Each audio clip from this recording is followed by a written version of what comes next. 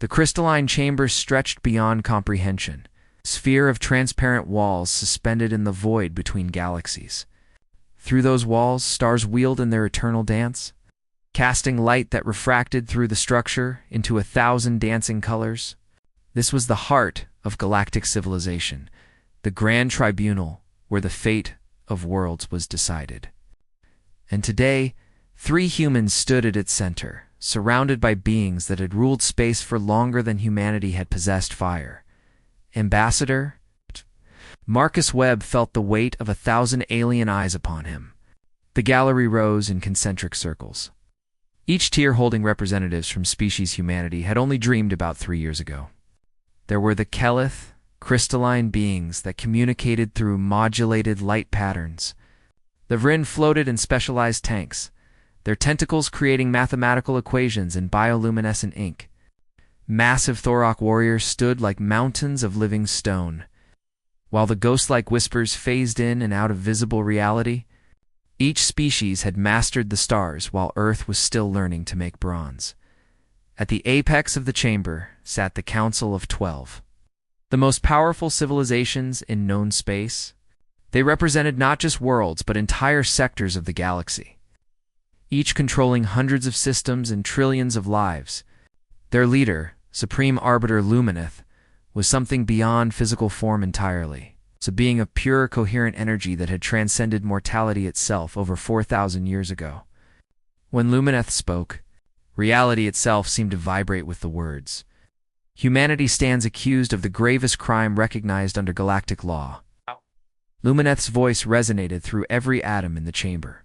The deliberate extinction of 17 billion sentient beings, the obliteration of Veltar Prime's government, infrastructure, and ruling class. This tribunal will determine if your species deserves to exist. The gallery erupted. Thousands of alien voices created a cacophony of rage, fear, and demands for immediate execution.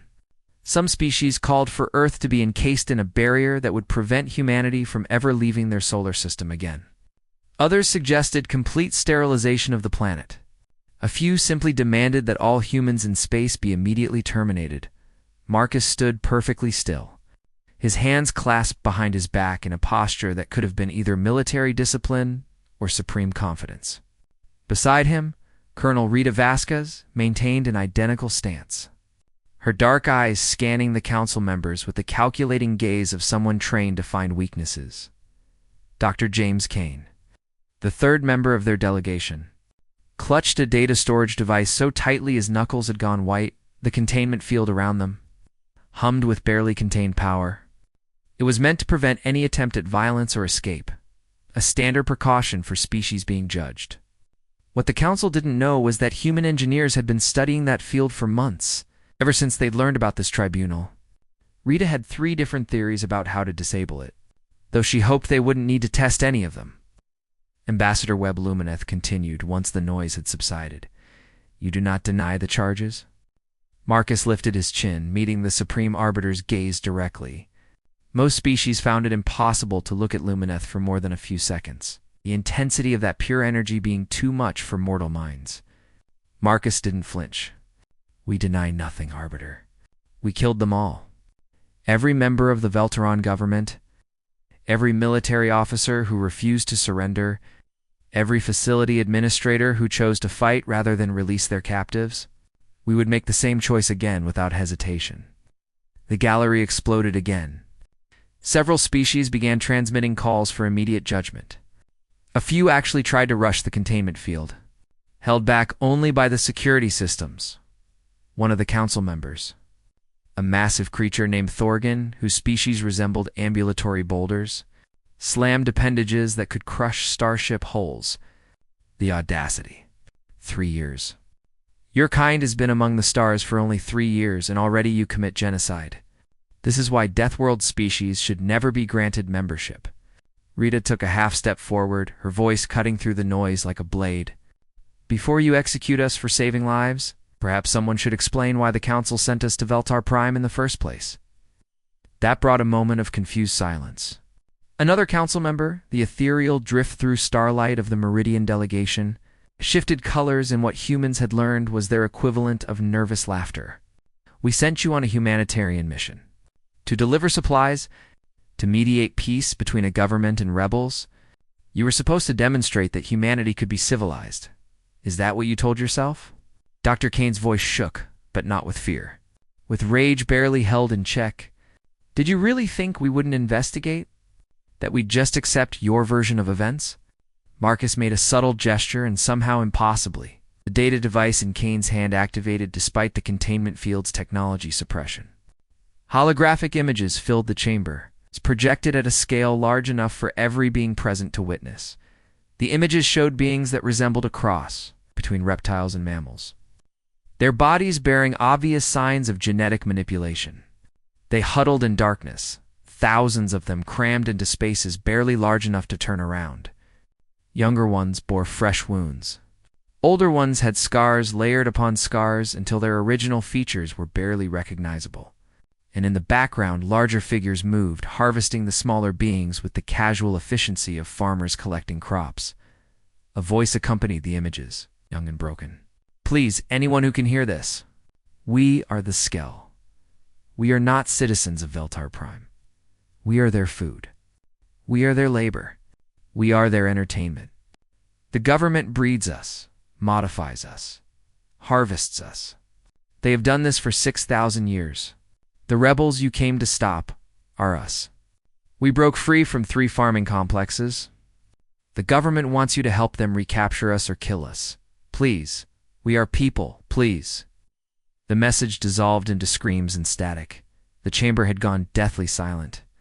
Even the calls for human execution had stopped. Every being present was processing what they had just witnessed.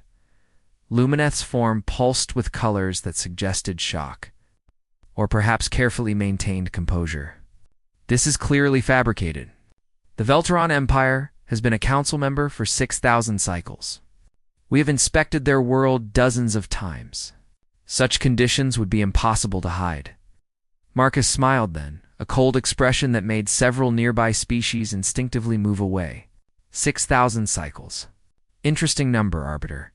The exact amount of time the Skell claim they've been enslaved.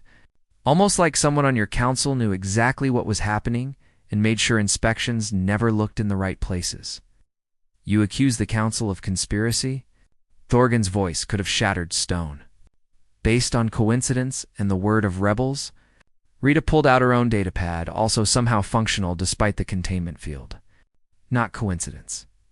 Evidence. Financial records showing council members receiving agricultural exports from Veltar Prime. Listed as synthetic protein, but with biological markers that match the Skell. Communication logs between Veltaron officials and council bureaucrats discussing quota adjustments for processed organics. Inspection schedules that were always announced weeks in advance, giving plenty of time to hide operations. She looked directly at Drift-Through Starlight. And mission assignments that sent the newest council member, the one species that didn't know the unwritten rules, straight into a situation designed to either make us complicit or make us look like monsters when we objected. The Meridian Ambassador's colors shifted rapidly through patterns that suggested panic. "I merely followed standard protocols. The Council assigns missions based on species capabilities and political considerations." "You set us up," Marcus said flatly.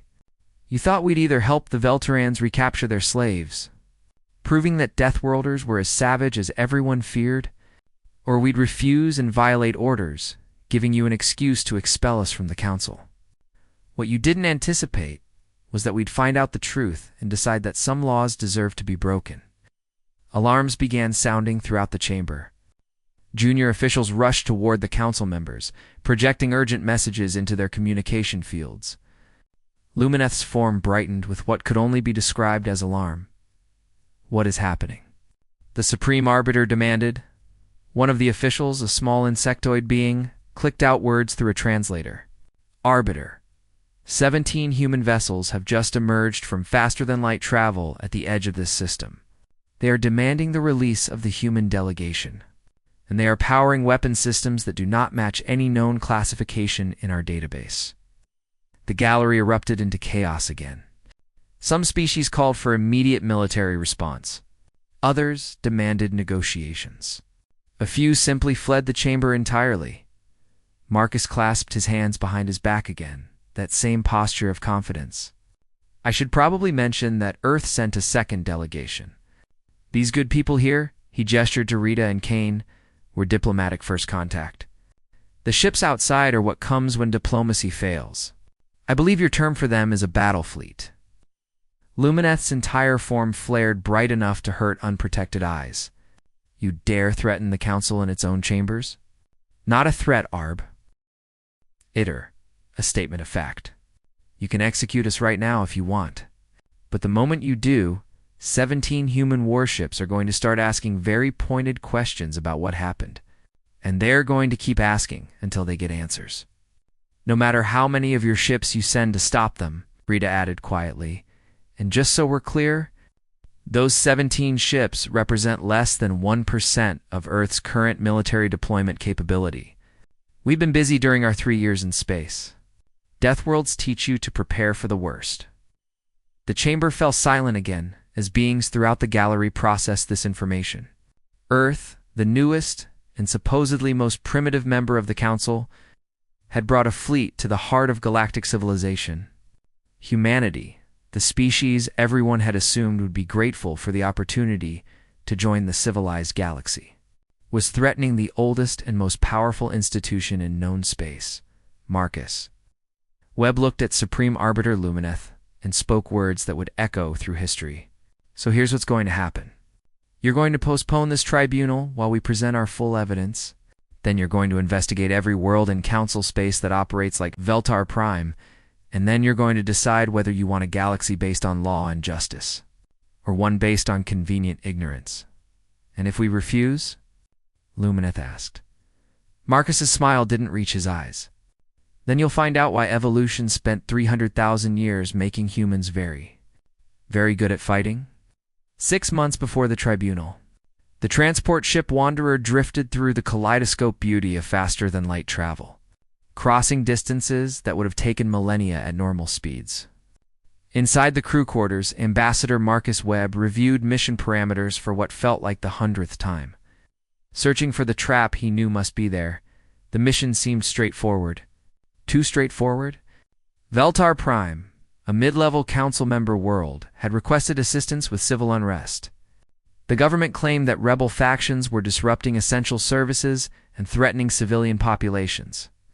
Earth's task was simple: deliver humanitarian supplies and perhaps facilitate peace negotiations between the opposing groups. Marcus had spent 20 years as a hostage negotiator before humanity discovered faster-than-light travel in a crashed alien probe. He'd learned to recognize when someone was lying by what they didn't say. And the Veltaron government's request had more holes than words. They'd specified exactly where supplies should be delivered, which areas were off-limits, and what questions should never be asked. That wasn't a relief request. That was stage directions. Colonel Rita Vasquez entered the quarters without knocking, a habit from her military career that Marcus had stopped trying to correct. She carried a datapad displaying gravitational surveys of the Veltar system. Something's wrong with their planet's mass distribution, she said without preamble. According to Council records, Veltar Prime has a population of 19 billion. But the biosignature scans we're picking up show maybe 3 billion, possibly 4 if we're generous with the margins. Ow. Marcus looked up from his own screen. 15 billion missing people. That's not accounting error territory. No, it's not.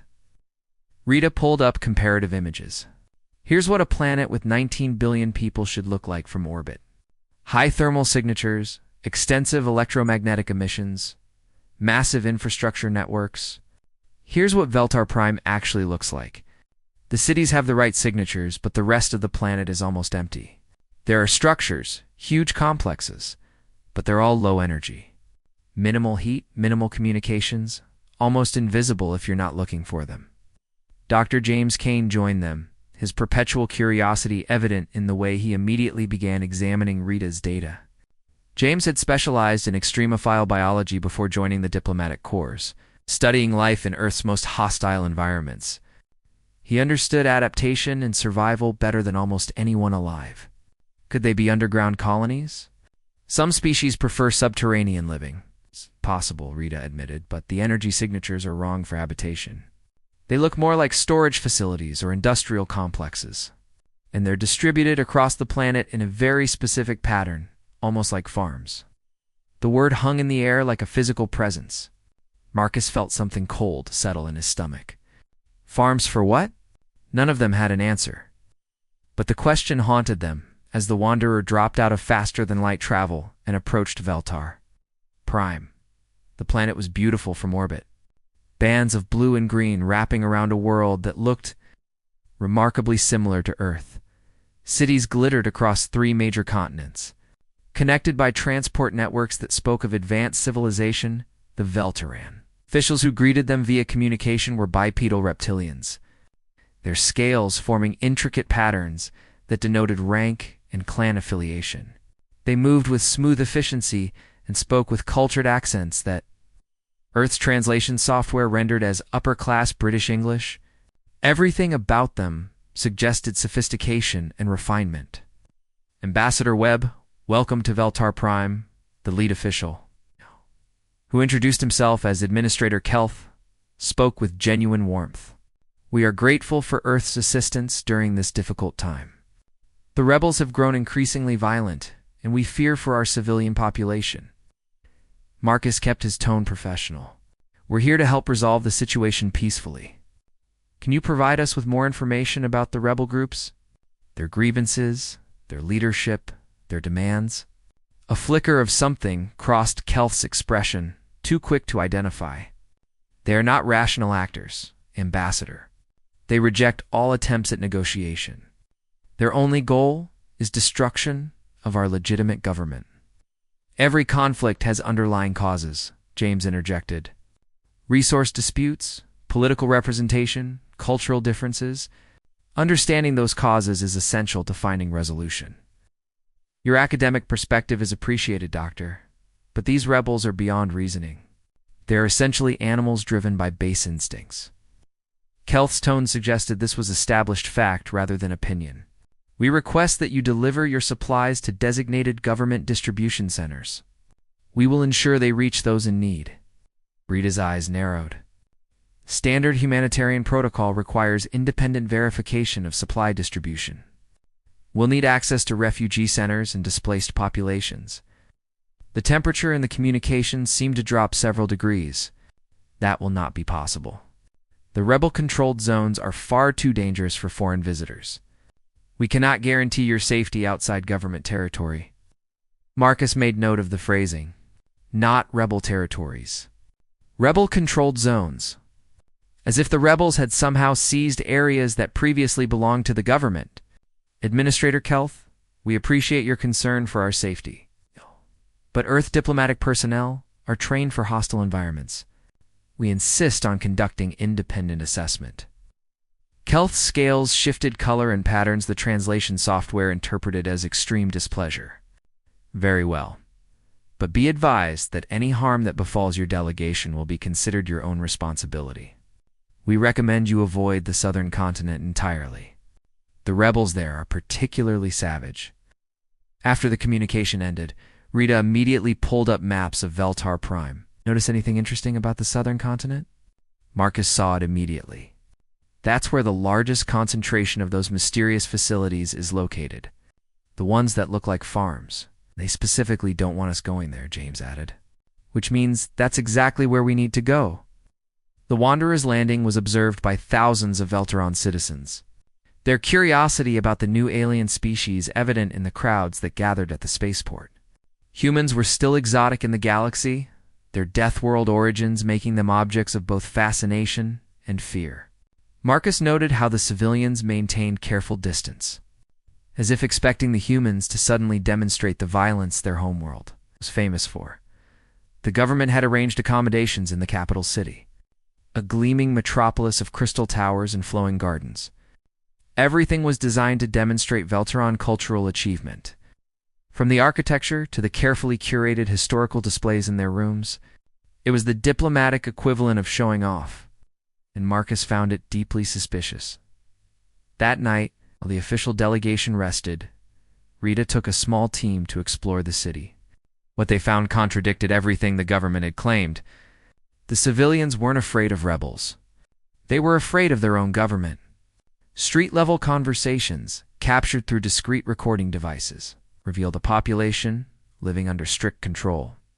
Citizens spoke in whispers about quotas and inspections, about family members who disappeared for failing to meet productivity standards, about entire bloodlines that had been genetically optimized for specific purposes. James made an even more disturbing discovery, analyzing local biological samples from public areas. He found traces of genetic material that didn't match the dominant Velteron species. The DNA suggested beings that were smaller, less intellectually developed, but still definitively sentient. And those traces were everywhere, particularly around food processing centers and luxury goods manufacturing facilities. "They're not fighting rebels," James said when they reconvened. "They're fighty. NG their own labor force." Marcus felt pieces clicking together in his mind. The missing 15 billion. They're not missing, they're just not counted as people. Before they could investigate further, an unauthorized communication reached the Wanderer. The signal was crude, bypassing official channels through sheer brute force. It took James nearly an hour to decode it properly. What they finally heard made everyone in the room go silent. The voice was young, speaking Galactic Common with an accent that suggested it had been learned in terrible circumstances. "Please, if anyone receives this message, we are the Skell. We are the original inhabitants of this world. 6,000 years ago, the Velterans came from space. They were few, we were many. They promised partnership, and they lied. The message was accompanied by images that would haunt Marcus for the rest of his life. Beings that looked mammalian and reptilian at once, their bodies bearing obvious signs of genetic modification. Some were massive and muscular, bred for heavy labor. Others were small and delicate, their hands modified for precision work. Still, others showed no modifications at all, preserved as some kind of baseline. The images showed facilities that confirmed Rita's orbital scans. Row upon row of enclosures, each containing hundreds of Skell.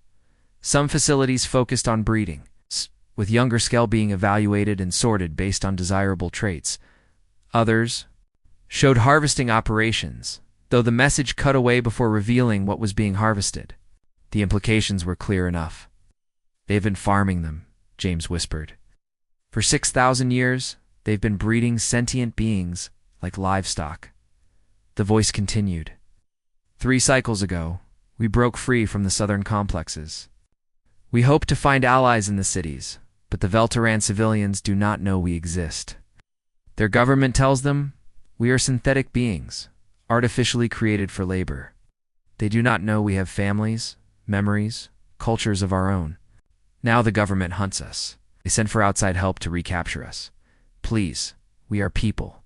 Please help us." Rita was already accessing communication logs. The government's request for humanitarian aid was filed 3 cycles ago, right when the Skell escaped. They're not asking for relief supplies. They're asking for help rounding up escaped slaves. Marcus stood and walked to the viewport, looking out over the beautiful city. Somewhere out there were billions of beings bred for exploitation, most still in captivity, some fighting desperately for freedom. And Earth had been sent here to help their captors. "This is the test," he said quietly. "The Council sent us here knowing what we'd find. We want to see if we'll follow orders even when those orders are morally reprehensible. If we help the Velterons, we're complicit. If we refuse, we violate Council protocol. Either way, they have an excuse to declare us unsuitable for civilized space." "So what do we do?" James asked. Marcus turned to face his crew. Every one of them had volunteered for this mission knowing the risks. They'd left Earth to represent their world among the stars, to prove that humanity deserved a place in the galaxy. Wow. Now they faced a choice that would define not just their personal fates, but how humanity would be remembered. How we do what humans "Have always done when faced with impossible choices," Marcus said. "We find the third option. Rita, I need a complete tactical analysis of every government facility on this planet. James, I need to know everything about Skell biology, their needs, their vulnerabilities. Everyone else, start planning for a refugee crisis. We're going to free them, sir. Rita's voice held a note of warning. We have one ship with weapons designed for system defense, not planetary assault. The Velterons have a full military fleet. This isn't a fight we can win. Marcus smiled grimly. Then we'd better make sure it's not a fight at all. We're going to do this so quickly and so completely that by the time they realize what's happening, it'll be too late to stop us. And the council? James asked. Let them watch. Let them see. What Deathworlders do when they encounter evil wearing a suit and speaking politely. Maybe it's time the galaxy learned that civilization isn't defined by how long you've been traveling the stars. It's defined by what you do when no one's looking. The assault on Veltar Prime began at midnight, coordinated across 17 time zones simultaneously. The Wanderer remained in orbit, but everything it carried had been deployed to the surface through methods the Velteron military had never anticipated. Humans didn't fight like other species. They didn't issue formal challenges or arrange their forces in traditional formations. They struck from unexpected angles, choosing weapons the galaxy had never developed because peaceful civilizations didn't think such things were necessary. Rita Vasquez stood in the command center, coordinating operations with efficiency born from decades of asymmetric warfare. On Earth, she'd fought insurgencies where enemy forces outnumbered her troops 10-1. She'd learned that superior numbers meant nothing if you controlled the information flow, and struck where the enemy wasn't looking. The first targets weren't military installations. They were communication hubs. Within minutes of the operation beginning, every major government communication network on Veltar Prime went dark. The humans didn't destroy them, which would have been easy. Instead, they took control, feeding false information that told military units everything was fine. There were no attacks. Remain at your posts. Simultaneously, Rita deployed what Earth's military designated as kinetic penetrators. Other species called them terror weapons, banned under 3 different galactic conventions. They were simple. Tungsten rods dropped from orbit, using gravity and velocity to generate devastating kinetic energy. No explosives, no radiation. It's just pure physics, turning potential energy into destruction. But Rita wasn't using them to destroy. Each penetrator had been precisely calculated to crack open the farming facility's outer shells without collapsing the structures entirely. The goal was liberation, not annihilation, across the southern continent. Massive complexes that had hidden the Skell for 6,000 years suddenly split open, their security systems failing as targeted electromagnetic pulses wiped out all electronic controls. Dr. James Kane worked from a shuttle hovering over the largest facility, his medical training adapting to circumstances he'd never imagined during his studies. Through communication equipment, the Skell rebels had cobbled together from stolen parts. He broadcast instructions in simplified galactic common. Listen carefully. The structures are opening. You need to move now. Head toward the blue beacons. Those marked safe zones we've established. Do not stop. Do not go back for anything. Just run. The response was chaos. Millions of Skell poured from the fractured facilities, blinking in sunlight many had never seen. Some had been born in captivity and knew nothing beyond the enclosures. Others were old enough to remember freedom, their bodies bearing scars from decades of control. They ran, stumbled, crawled toward the beacons James had positioned each. One a human-made device broadcasting signals that translated simply to sanctuary. The Velteron military response was predictable, but slow. Their command structure relied on centralized authority, with orders flowing from capital administrators down through multiple levels of bureaucracy. By the time anyone with actual authority realized what was happening, the Skell were already scattering across territory too vast to easily secure. Marcus Webb broadcast from the Wanderer on every frequency.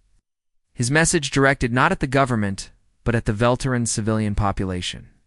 People of Velteran Prime, your government has lied to you for 6,000 years. The beings you know as synthetic labor are sentient people. They have families, they have culture, they feel pain and fear and hope. Your government has been farming them like animals. We have evidence. We are broadcasting it now. The evidence flooded every communication device on the planet. Images of the facilities, of the breeding programs, of the harvest operations. James had documented everything during their preliminary investigation. Now civilians who had lived their entire lives believing their society was built on ethical artificial labor watched the truth unfold in horrifying detail. The response split the planet. Some Velterons reacted with horror, their worldview shattering as they realized the comfortable lives they'd led were built on systematic exploitation. Others denied it, claiming the images were fabricated, that the aliens were trying to destroy their civilization. Still, others simply shut down, unable to process the magnitude of what their society had done. But the military had no time for existential crisis. Admiral Kresh, commander of the Velteron Defense Fleet, ordered immediate response. 12 warships moved to engage the human vessel, expecting an easy victory. The Wanderer was a frigate, designed for exploration and defense, not military conquest. Each Velteron ship outmassed it considerably. Rita watched the approaching fleet on her tactical display. They're coming in textbook formation. Shields forward, weapons charging, attempting to surround us. How long until they're in firing range? Marcus asked. 3 minutes, sir. Recommend we withdraw. We've accomplished the primary objective. The Skell are free, not all of them. James reports several facilities remain sealed. We need more time. Rita nodded and opened channels to weapons systems Earth had retrofitted onto the Wanderer. Then we buy time. The Velteran ships closed to weapons range and opened fire with plasma battery. That had been state-of-the-art 300 years ago. Bolts of superheated matter streaked toward the Wanderer, each one carrying enough energy to vaporize city blocks. The human ship didn't dodge. It released drones. Thousands of small objects scattered from launch bays, each one following flight patterns that violated every principle of logical navigation. They jinked randomly, changed direction without apparent cause, and swarmed the incoming plasma fire like insects attacking a predator. The drones weren't armed. They didn't need to be. They simply positioned themselves between the Wanderer and incoming fire, sacrificing themselves to create a defensive screen. But that was just distraction. While the Velteran fleet focused on the drone swarm, Rita launched malware directly into their systems. Earth's cyber warfare capabilities had evolved through centuries of internet conflict, where every computer network was under constant attack from hostile actors. Humanity had learned to fight digital wars before they ever left their atmosphere.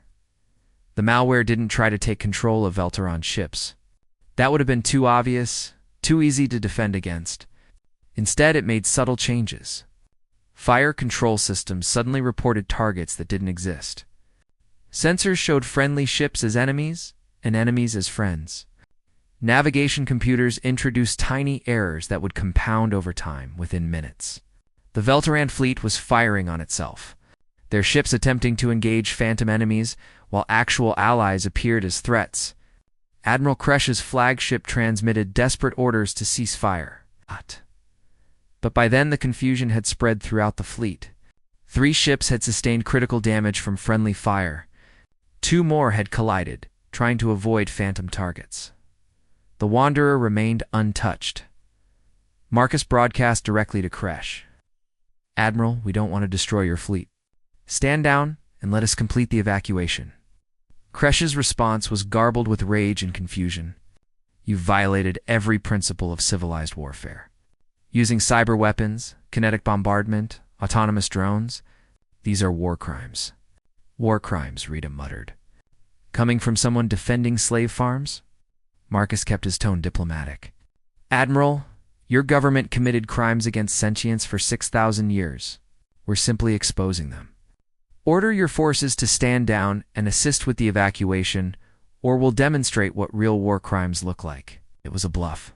The Wanderer's weapons were nearly depleted. The drones were scattered.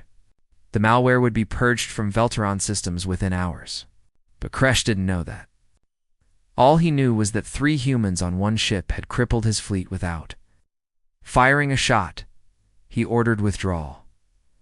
On the surface, James faced a different crisis. The freed Skell numbered in the millions, but many were in no condition to survive without support. Generations of genetic modification had left some unable to digest natural food. Others had been altered to require specific medications to suppress pain from their modifications. Children born in the facilities had compromised immune systems from never encountering natural pathogens. "Marcus, we have a humanitarian nightmare down here," James reported. "These people need medical care we can't provide. The Wanderer doesn't have facilities for millions of refugees. If we just leave them, thousands will die from exposure and medical complications." Marcus stared at tactical displays showing the Velteron fleet withdrawing. They'd won the battle. They'd freed the slaves. But James was right. Liberation without support was just a different kind of death sentence. "Contact the Galactic Council," Marcus ordered. "Tell them we need immediate humanitarian assistance for 17 million sentient beings. Medical supplies, food, shelter. Tell them if they don't respond within 12 hours. We start broadcasting evidence of what the Velteron government has been doing for 6,000 years to every news service in the galaxy." Rita looked up from her console. "Sir, that's blackmail. That's negotiation. They sent us here as a test. Fine. We passed the test. But now they get to decide what kind of galactic civilization they want to be. One that helps or one that looks away when it's convenient." The response came in 6 hours. Not from the Council officially, but from individual member species. The Meridians sent medical ships. The Kelith provided shelter technology. Even the Thorak, despite their vocal opposition to humanity's council membership, dispatched food processors capable of feeding millions. But there was a price. Within hours of the council ships arriving, formal charges were filed. Humanity had violated the non-interference clause, destroyed private property, disrupted a member world's internal affairs, and employed banned weapons. The punishment for such violations was expulsion from the council at minimum. Execution of the responsible parties at maximum. Marcus received the summons while coordinating with Skell leaders on establishing temporary settlements. The message was brief. Ambassador Marcus Webb, Colonel Rita Vasquez, Dr. James Kane are hereby ordered to surrender themselves to council authority for immediate tribunal. Failure to comply will result in total embargo of Earth and potential military action. Rita read the summons over his shoulder. "They're going to execute us." Probably, Marcus agreed. "James, status on the remaining facilities?" "Last one opens in 20 minutes. Sir, you should run. Get back to Earth. Let them make martyrs of us, but keep humanity in the council. If we run, everything we did here means nothing. The council will spin this as Death Worlders going rogue, proof that humans are too violent for civilization. No, we face this directly. We make them judge us in front of the entire galaxy. We make them explain why freeing slaves is a crime worthy of execution. And if they execute us anyway?" Rita asked. Marcus smiled grimly. "Then, Earth gets very angry. And the galaxy learns what happens when you make Deathworlders angry." He opened a channel to Earth's military command. "This is Webb. Initiate Protocol Sanctuary. I want every combat-capable ship we have en route to Council headquarters within the day. Tell them to come ready for war, but prepared for politics. And tell Admiral Trask I'm about to make his job significantly more complicated." The last Skell facility cracked open as Marcus, Rita, and James boarded a council transport. Behind them, millions of freed beings stumbled into a new world they didn't understand, facing an uncertain future. Above them, human warships began calculations for a journey that would bring Earth's military into direct confrontation with galactic authority. The transport pilot, a young member of some species Marcus didn't recognize, spoke nervously. "Ambassador, I'm supposed to take you directly to the tribunal. You'll be placed in containment immediately." "That's fine," Marcus said. "Just make sure every news service in the galaxy knows we're coming. I want everyone watching when the council tries to justify punishing us for ending slavery." As the transport accelerated toward faster-than-light speeds, Marcus looked back at Veltar Prime, a world now split between those demanding justice and those defending tradition. The perfect metaphor for what was about to happen on a galactic scale.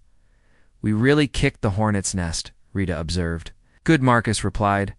It was overdue. The council chambers erupted into pandemonium as Admiral Devon Trask's transmission echoed through every speaker. 17 human warships had materialized at the edge of the star system, each one broadcasting signals that declared hostile intent if the human delegation wasn't released immediately. But it was what those ships carried that truly terrified the assembled species. Supreme Arbiter Lumineth's form pulsed with colors suggesting barely controlled fury. This is an act of war. The Council has never been threatened in its own chambers. Never in 10,000 years has any species dared to bring military force against us. Marcus Webb stood calmly in the containment field, showing no reaction to the chaos surrounding him. Then, perhaps you've gotten too comfortable making judgments without consequences. From her position beside Marcus, Rita Vasquez accessed data streaming from the human fleet. The ships weren't just carrying conventional weapons. Earth's military had been very busy during humanity's 3 years in space. Arbiter, I'm reading power signatures on those vessels that don't match any known technology. What are the humans deploying? Thorgan, the massive rock-like council member, rumbled with what might have been fear. Scan analysis suggests gravitational manipulation systems. The humans have developed weapons that affect space-time itself. A murmur of true terror rippled through the gallery. Every species present understood what that meant. Gravitational weapons could crack planets. They could collapse stars. They could make entire systems uninhabitable. And humanity, the species that evolved dodging predators on a death world, had built such capabilities after only 3 years of faster-than-light travel. Dr. James Kane spoke quietly, but his words carried through the chamber's acoustics. You wanted to know what makes Deathworlders different, Council? This is it. When we encounter a problem, we don't form committees to study it. We solve it. When we face a threat, we don't write strongly worded complaints. We build weapons that make the threat irrelevant. You gave us 3 years. We used them efficiently. It's one of the junior council members, a being whose species resembled aquatic mammals, transmitted panicked queries. How? How could a single world develop such technology so quickly? It took the Keleth 4,000 years to achieve gravitational manipula. Tyon Marcus allowed himself a thin smile. Because the Keleth developed their technology during peacetime. Humanity has never known peace. Our entire history is warfare interrupted by brief periods of preparation for more warfare. 3 years with access to galactic databases and enemy ships to study. That's plenty of time when survival is at stake. Lumineth attempted to regain control of the situation. Even if your fleet possesses such weapons, you are vastly outnumbered. The Council maintains defense forces across hundreds of systems. You cannot threaten us all. We don't need to threaten everyone, Rita interjected. Just you. Just this moment. Just enough to make you think very carefully about what happens next. A new voice cut through the chaos, cold and ancient. It came from a sealed chamber at the apex of the Council hierarchy, a space most species had forgotten even existed. The voice belonged to the eldest. Being so old, their species' name had been lost to time. Creatures who had witnessed the formation of the Council itself, enough theatrics. The eldest spoke with mechanical precision. The humans have made their point. They possess weapons. They have tactical audacity. They are willing to threaten the established order. This changes nothing. Marcus turned toward the sealed chamber. Knowing he was addressing something far more dangerous than Lumineth or any other council member. Then enlighten us, eldest. What does it change? Your fate, the eldest replied. You stand accused of violating the first rule. What is hidden must remain hidden. The Velteron farms existed for 6,000 years because civilization requires certain necessities. Order demands sacrifice. The weak serve the strong. This is the foundation of galactic stability. That's not civilization, James said, his voice shaking with controlled rage. That's systematic exploitation, dressed up in philosophical justification, semantics. The result is identical. 17 billion beings on Veltar Prime maintained galactic economic equilibrium. They provided resources that prevented conflicts over scarcity. Their suffering enabled peace for trillions. You disrupted that balance. Rita stepped forward, her military bearing evident. You're admitting it. The Council knew. Not just about Veltar Prime, but about all the farms. This isn't one corrupt government. This is systematic policy. Of course, we knew, the eldest confirmed, shocking even some of the council members. How do you think civilizations spanning thousands of worlds maintain stability? Through harsh realities that softer species prefer not to acknowledge. The Skell of Veltar Prime, the Kelth miners of Drazen 4, the Yorth, breeding complexes of the Outer Rim, hundreds of operations, all contributing to the greater good. The gallery exploded with noise. Many species genuinely hadn't known the scope of the exploitation. They'd believed Veltar Prime was an isolated case, a single corrupt government that had slipped through oversight. Learning that the council itself maintained such systems shattered their worldview. Lumineth's form dimmed significantly. Eldest, this was never meant to be public knowledge. You speak of secrets that could destabilize the entire council. The humans have already destabilized everything by exposing Veltar Prime. There is no containing this truth now. Therefore, we offer a choice. The eldest's voice became even colder, if such a thing was possible. Humanity can accept reality. We will release you. We will even shut down the farming operations. But Earth is expelled from the council. No trade, no technology sharing, no protection. When the Devourers arrive from beyond the Galactic Rim, you face them alone. Out.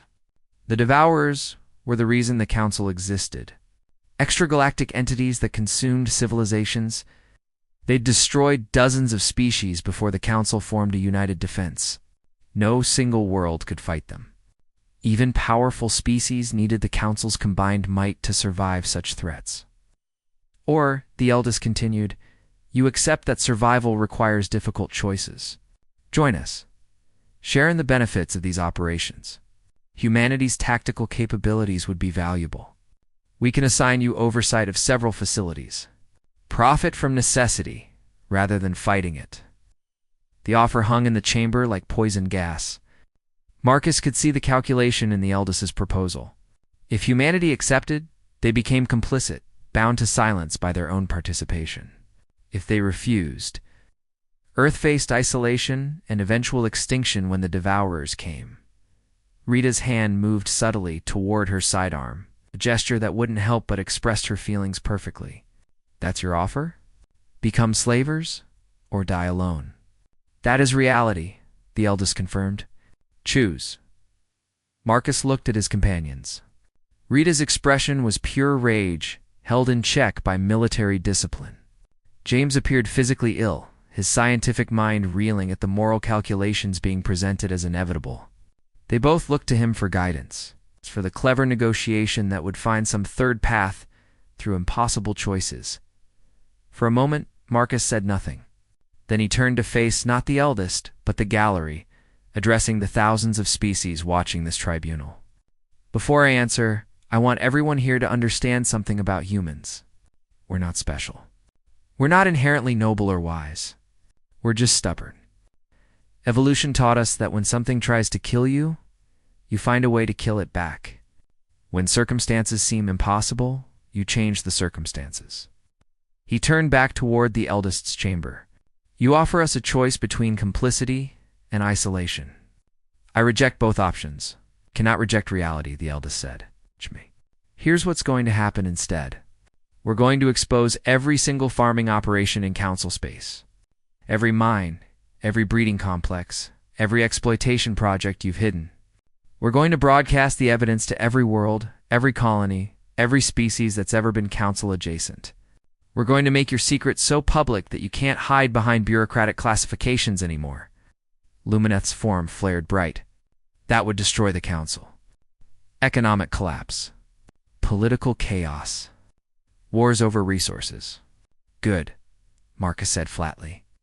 Because a civilization built on hidden slavery deserves to collapse, and when the Devourers come, the eldest pressed, when your pride has destroyed the only defense against extragalactic threats, what then?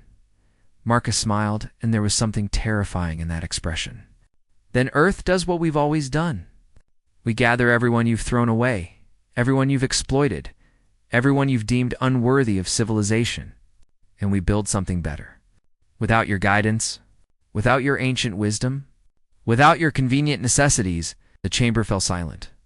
Even the eldest seemed taken aback by the audacity of the statement.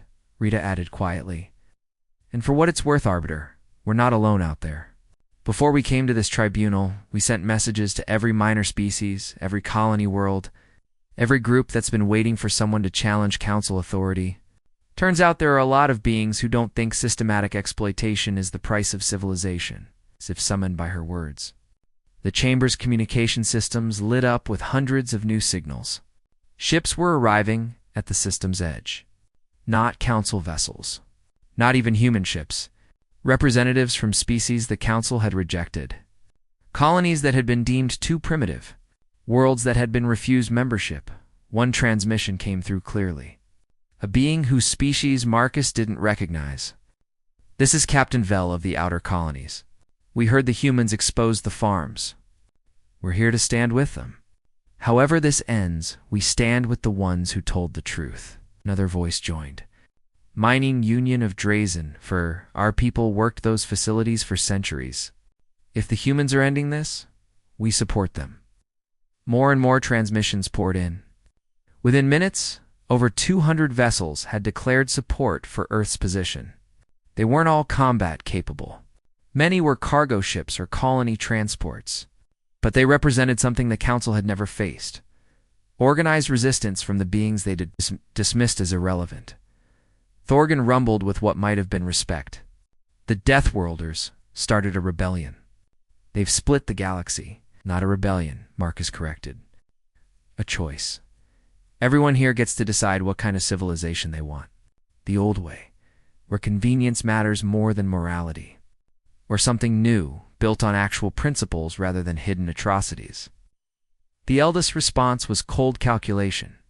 "You understand this means war." "Not immediately, perhaps. But the Council cannot allow such defiance. We will rebuild our forces. We will crush this uprising. And when the Devourers come, your precious principles will die with you." "Maybe," Marcus agreed. "Or maybe we'll find a way to survive without selling our souls." Humans are good at improvising. Alarms suddenly blared through the chamber. One of the junior council members transmitted panicked data. "The human fleet. They're activating their gravitational weapons." On the view screens, the 17 human warships were indeed powering up systems that made space itself ripple with distortion. Energy readings climbed beyond anything the council sensors had recorded. It looked like humanity was about to demonstrate their weapons' destructive capability. But Rita was watching different readings, transmitted through encrypted channels to her datapad. "They're not charging weapons," she said. "They're creating a lens." "A what?" Lumineth demanded. "Gravitational lens. They're bending spacetime to redirect incoming fire. The purge fleet that certain council embers launched as insurance, the one that's supposed to destroy everyone in this system and blame it on a malfunction. The humans are about to send those weapons right back where they came from." Marcus watched understanding dawn across the chamber. Some council members hadn't known about the purge fleet. Others had suspected but lacked proof. Now everyone could see ships emerging from concealment, weapons hot, ready to sterilize the entire system to protect council secrets. And they could see those weapons being redirected by human technology. The planet-killing energy being bent back toward its origin. "Tell your purge fleet to stand down," Marcus said calmly. "Or Earth's fleet demonstrates that we can defend ourselves without firing a single shot." The eldest fell silent. For the first time in the tribunal, the ancient being had nothing to say. Finally, Lumineth spoke, their form dim with something that might have been shame. "Stand down the purge fleet. Dismiss all charges against the human delegation. And begin emergency council session to discuss fundamental reform." Marcus allowed himself a moment of satisfaction before addressing his final point. "One more thing, Arbiter. Supreme leadership of the Council should rotate among member species, starting with someone who understands what it means to suffer under your old system." "You cannot dictate council structure," Thorgan protested. "I'm not dictating. I'm suggesting. Because if you want this crisis to end without complete collapse, you need to show good faith. Appoint a leader who represents change, someone from one of the exploited groups. Prove that principles matter more than tradition. The debate that followed lasted hours, but eventually, a consensus emerged. The council would undergo fundamental restructuring. The farms would be shut down, and their victims freed. Membership would be open to previously rejected species, and leadership would rotate, starting with a former slave named Vesh from the Skell people. It wasn't everything Marcus wanted. It wouldn't fix centuries of harm immediately. But it was a start. 3 months after the tribunal, Marcus Webb sat in an observation lounge on the Wanderer, watching Earth rotate below. The ship had returned home to considerable controversy. Earth's government was split between those who saw the crew as heroes and those who viewed them as reckless warmongers, who'd nearly started a galactic war. President had been direct in her assessment. You exposed systematic exploitation, freed millions, and forced the galaxy's most powerful institution to reform.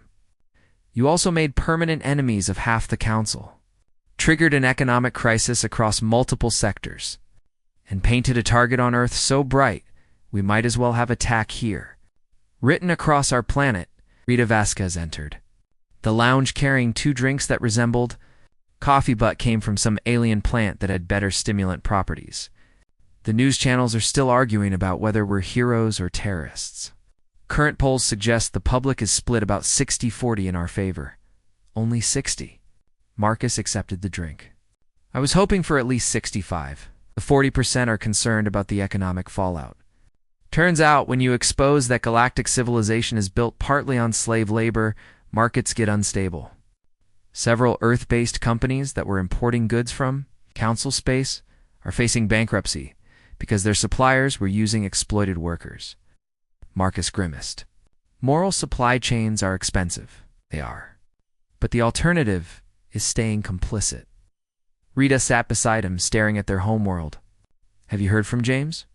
He's on Veltar Prime. It's helping establish medical infrastructure for the Skell.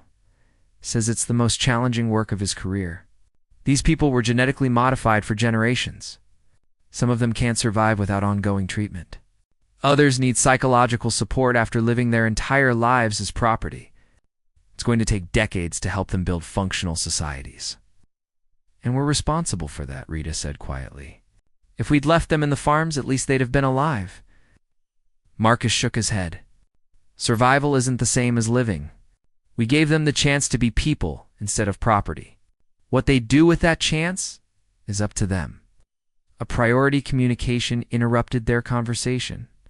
Admiral Trask's face appeared on the screen, his expression grim. Ambassador Webb, we have a situation. Long-range sensors have detected anomalies at the galactic rim. Energy signatures match Devourer scout patterns. Marcus felt his stomach drop. How long until they reach inhabited space? Estimates vary between 5 and 10 years, depending on their approach vector. The Council is calling for emergency defense coordination. They want Earth to participate in the planning. Of course they do. Now that we've kicked over their anthill, they need every available species to fight the external threat. Marcus stood, already running calculations. Tell them we'll participate, but on our terms. We're not taking orders from people who maintained slave operations until we exposed them. Ask nodded. Understood. There's one more thing. The eldest's faction has formally split from the Council. They've taken about 30 species with them, formed something they're calling the Imperium. They're claiming that only strong, centralized authority can fight the Devourers. They're offering protection to anyone willing to accept their leadership. Rita cursed softly. They're using the external threat to rebuild their old power structure. Probably, Marcus agreed. Which means the galaxy now has 3 major factions. The Reformed Council trying to implement ethical governance, the Imperium maintaining the old exploitation model, and the free alignment of species following our example. And all 3 need to somehow cooperate against the Devourers. That's impossible, Rita said flatly. So is freeing the Skell. So was surviving the tribunal. So was forcing the Council to reform. We'll figure it out. Marcus turned to Trask. Admiral, I need you to do something for me. Compile a list of every species that's been rejected from Council membership in the past 1,000 years. Every world that was deemed too primitive, or too aggressive, or too different. Contact them all. Tell them Earth is building a different kind of alliance, one where being from a death world isn't a disqualification. You want to recruit the galaxy's rejects to fight an extragalactic threat? Trask looked skeptical. I want to prove that civilization doesn't require exploitation, that different species can cooperate without hierarchy or hidden atrocities. If we can do that while also surviving the Devourers, maybe we change what the galaxy looks like permanently. After Trask signed off, Rita remained silent for several moments. Finally, she spoke. This might not work. The Devourers could destroy us all. The Imperium could rebuild their slave networks. The Reformed Council could collapse back into old patterns. Everything we fought for could disappear. It could, Marcus acknowledged, but it might not. And that possibility is worth fighting for. A new transmission arrived, this one from Veltar Prime. Dr. James Kane's face appeared, exhausted but smiling. Behind him, Marcus could see Skell children playing in what looked like a newly constructed settlement. Marcus, you need to see this. The first generation of Skell-born Free just started school. They're learning about their history, about the farms, about how they were freed. And you know what they're asking about? What? They want to know about Earth, about the death world, where people evolved to be so stubborn they couldn't leave injustice alone. They want to know if humans are really as dangerous as the stories say. James's smile widened. I told them humans are terrifying, but we're the kind of terrifying that shows up when someone's screaming for help. Marcus felt something loosen in his chest. The weight of responsibility he'd been carrying since Veltar Prime didn't disappear, but it became bearable. Tell them Earth will always show up. That's what Deathworlders do. We don't quit. We don't compromise with evil. And we never, ever leave people behind. After James signed off, Marcus and Rita sat in comfortable silence, watching their planet turn below. Somewhere out there, the Devourers were approaching, a threat that had destroyed civilizations for millennia. The galaxy was fracturing into competing factions, each with different visions of how to survive. Economic systems were collapsing and reforming. Political alliances were shifting daily. It was chaos. It was dangerous. It was the complete opposite of the stable, ordered civilization the HSC Council had maintained for 10,000 years, and Marcus had never been more hopeful, because chaos meant possibility. Danger meant people had to make real choices rather than following ancient patterns. Instability meant systems that had been locked in place were finally changing. The door to the observation lounge opened, admitting several junior diplomats who'd been assigned to Earth's new Galactic Outreach program. They were young, idealistic, and slightly terrified of the responsibility they'd been given. Marcus recognized that combination. He'd felt the same way before Veltar Prime. One of them, a woman named Agent Garcia, approached hesitantly. Ambassador Webb? We've been reviewing the mission parameters for first contact with the Drazen mining colonies. The briefing materials suggest their culture values direct action over extended negotiation. We wanted your advice on approach, Marcus smiled. My advice? Remember that every species we encounter is people first and aliens second. They have hopes, fears, families, dreams. If you remember that, the diplomatic protocols take care of themselves. And if they're hostile, another diplomat asked. Rita answered that one. Then you show them why picking a fight with Deathworlders is a bad idea. But you try everything else first. Violence is the last resort, not the first option. The junior diplomats nodded, absorbing the wisdom, and departed to continue their preparations. Marcus watched them go, seeing humanity's future in their determined expressions. Think they're ready? Rita asked.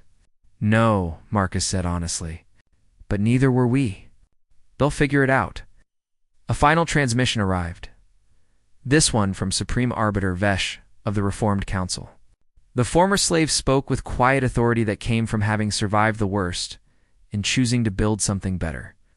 Ambassador Webb, the Council has completed initial surveys of agricultural operations throughout our territory.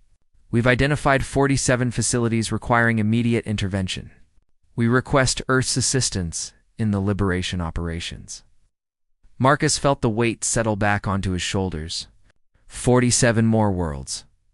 Millions more beings living in captivity. Years of work ahead, each operation carrying risk of violence and political fallout. He opened a response channel. Arbiter Vesherth will provide whatever assistance we can. But I want to be clear about something. We're not doing this because the Council asked us to. We're doing it because it's right, and we'll continue doing it whether you support us or not. Vesh's expression suggested understanding and perhaps even approval. I would expect nothing less from the species that taught the galaxy to question its foundations. Begin preparations, Ambassador. We have work to do. After the transmission ended, Marcus stood and stretched. Feeling every year of his 53 years on Earth, plus 3 years navigating galactic politics. Rita stood beside him, her military bearing evident, even in relaxation. Below them, Earth continued its patient rotation. A blue and green jewel that had spawned a species too stubborn to accept that civilization required compromise with evil. You know what I realized? Rita said suddenly. We're not heroes. We didn't save the galaxy. We just made everything more complicated. That's what freedom looks like, Marcus replied. Complicated, messy, uncertain. The alternative is the comfortable slavery the Council maintained. I'll take messy freedom over orderly oppression every time, even when it means war. Even when it means some of the freed slaves will die because we disrupted systems they depended on. Even when it means Earth has painted targets on our backs. Marcus turned to face his friend and colleague. Especially then, because the alternative is accepting that some beings deserve to suffer so others can live comfortably. And I'd rather die fighting that idea than live accepting it. Rita nodded slowly. Then I guess we'd better not die. The galaxy still needs someone to keep kicking over anthills. They left the observation lounge together, heading toward the briefing rooms where dozens of new missions awaited planning. Behind them, Earth rotated peacefully, unaware that its children had just committed their species to changing the fundamental nature of galactic civilization in the depths of space. The Devourers continued their approach, drawn by the chaos and energy signatures of a galaxy in transition.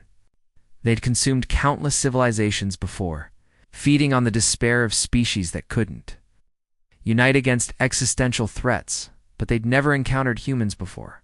They'd never faced a species that responded to impossible odds by gathering every reject and outcast, by refusing to accept that some battles couldn't be won, by bringing fire to places where darkness had reigned for millennia. The Devourers were in for a very unpleasant surprise. On Earth, in the Diplomatic Corps' headquarters, Marcus Webb reviewed mission files and made assignments. Each one represented people crying for help, beings suffering under systems that treated them as resources rather than persons. Each one was an opportunity to prove that civilization could be built on better foundations. He activated a general transmission to all Earth diplomatic and military personnel scattered across the galaxy. This is Webb. 3 months ago, we proved that exposing systematic evil is possible. Now we prove that building something better is achievable. The work ahead is dangerous. Many of us won't survive it. Some of the people we help won't survive it. We're going to make mistakes. We're going to face impossible choices. We're going to be hated by those who benefit from the old systems. He paused, choosing his next words carefully. But we're also going to change everything. We're going to prove that strength doesn't require exploitation. That civilization doesn't need hidden atrocities. That different species can cooperate without hierarchy determining worth. We're going to show the galaxy that Deathworlders don't just bring fire to burn down broken systems. We bring it to light the way forward, so get ready. Rest while you can. Because tomorrow, we go back out there and kick over more anthills. And we keep kicking until every being in this galaxy understands they have the right to be treated as people, not property. The responses came in quickly from across the stars. Affirmatives from ships preparing for liberation operations. Confirmations from diplomats negotiating with newly freed populations. Reports from soldiers training alongside species that had been galactic outcasts weeks before. And from Veltar Prime. From Dr. James Kane, a simple message. The Skell children asked me to tell you something. They want to be like Earth when they grow up. They want to be the ones who show up when someone's screaming for help. Marcus read that message 3 times before responding. Tell them Earth will teach them everything we know, and then they'll teach the next generation. That's how we change the galaxy. One helped person at a time. One freed slave at a time. One kicked anthill at a time. He closed the transmission and looked out the window at the stars. Countless points of light representing billions of worlds, trillions of beings, infinite possibilities. Somewhere out there, the Devourers approached. Somewhere out there, the Imperium plotted revenge. Somewhere out there, beings suffered in darkness, waiting for someone to care enough to help. Earth would help. Not because it was easy. Not because it was safe. Not because it would make them popular or powerful or wealthy, but because that's what humanity had always done. Survive against impossible odds. Fight for those who couldn't fight for themselves. Refuse to accept that some evils were necessary. The aliens had begged for help. The Deathworlders had arrived with fire, and the galaxy would never be the same. Retry Claude can make mistakes.